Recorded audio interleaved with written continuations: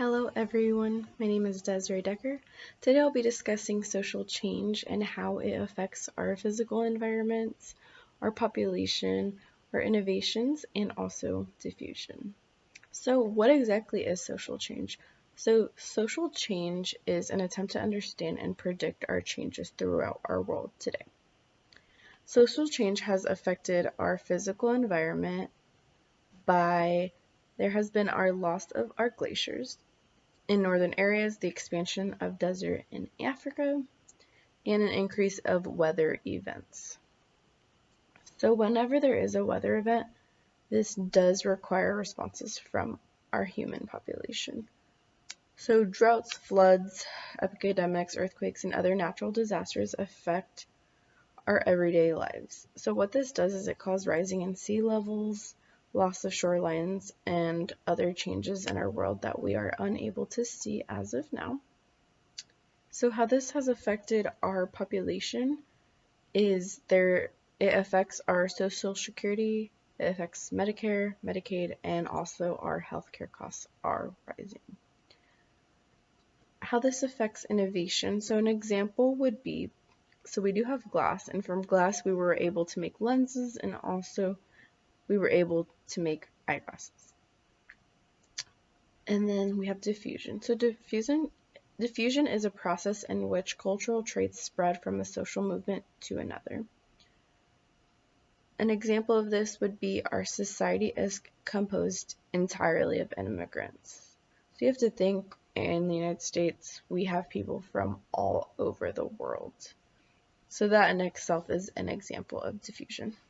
Also, our mass media. An example is the news. So the news you are able to access from anywhere. So the news has changed because now it's mass communication, everyone gets the news, everyone watches the news. So for an example, I have the Fox News app on my phone and I get notifications. So that has definitely changed because back then we didn't have apps, we didn't have smartphones. So that has definitely changed. And also it has now become, as I said, an always available commodity. So also our information revolution. So this is known as computers revolutionizing the structure of American life. So how this has changed is because in 1997, only 18% of households had access to internet. And then nearly by 2011, this nearly quadrupled. So now we even have internet, as I said, on our phones. So basically, in my opinion, our phones are like tiny computers.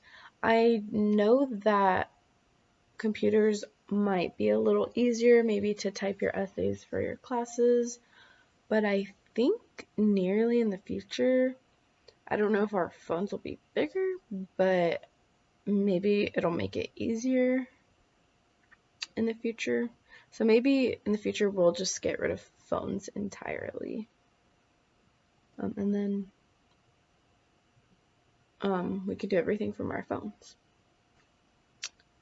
So modernization, what this is it describes the process by which a society moves from traditional or pre-industrial social and economic arrangement to those characteristic of industrial or societies. So an example of this is technology has made it possible for workers in developing nations to collaborate and compete in the global economy. So an example of this would be in 2010, world cell phone subscriptions surpassed 5 billion.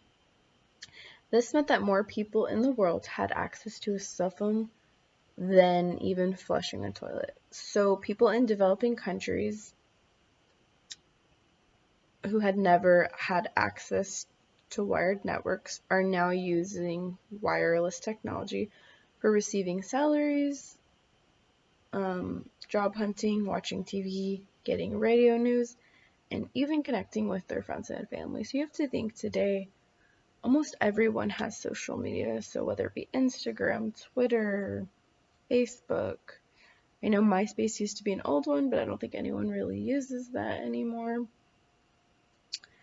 So basically, modern technology has just made it easier to connect around the world. Maybe your relatives live in New York, whether they live in another country, say France, I'm not sure. It just makes it easier to talk to people. So you can FaceTime them every day. I personally don't have a situation like that, but even relationships, long distance relationships, it can make it easier through the modernization of technology.